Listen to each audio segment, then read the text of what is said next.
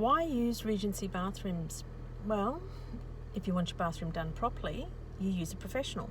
We've been renovating bathrooms now for 20 years. We know what we're doing, and we've been doing it the same way for 20 years. And we do it the same way because it works. There are so many traps for young players. Yeah, sure, you'll find a plumber or a tiler that will tell you that they can do it, but will they do it properly? You need to ask yourself these questions, or you need to ask them these questions. Does the plumbing need upgrading? And by the plumbing, I'm not talking about the taps. Yes, of course your taps need upgrading, but does the waste pipe need upgrading? Let's take an example. You've got a shower. It's over the top of your bath.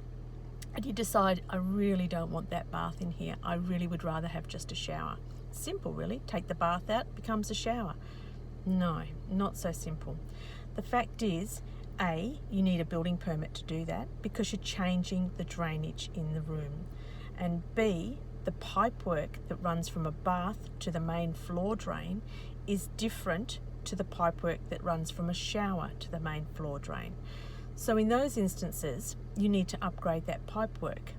Now, some of the more modern houses have the correct pipe work, but anything that was built, I don't know, say pre-1995 is more than likely going to have the wrong size pipe work. You're probably thinking it's no big deal. It's still a drain in the floor and it can still drain the water. And you're right, it can. But let's look at it this way. The pipework is 40 millimetres and it really does need to be 50 millimetres. If you don't upgrade that pipework and you just leave it at 40 millimetres and something goes wrong and it blocks and it backs up and then you have to have the floor dug up to get it corrected, you're not going to be able to claim that on your insurance. Your insurance company is not going to cover that because it was done incorrectly at the time. And if you didn't get a building permit, even worse.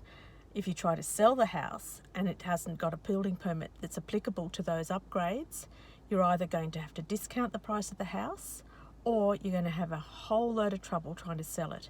So at the end of the day, you need to consider the cheaper price because it's cheaper work, or the right price done the right way with all of the permits, with all of the correct plumbing, with all of the correct trades, all licensed.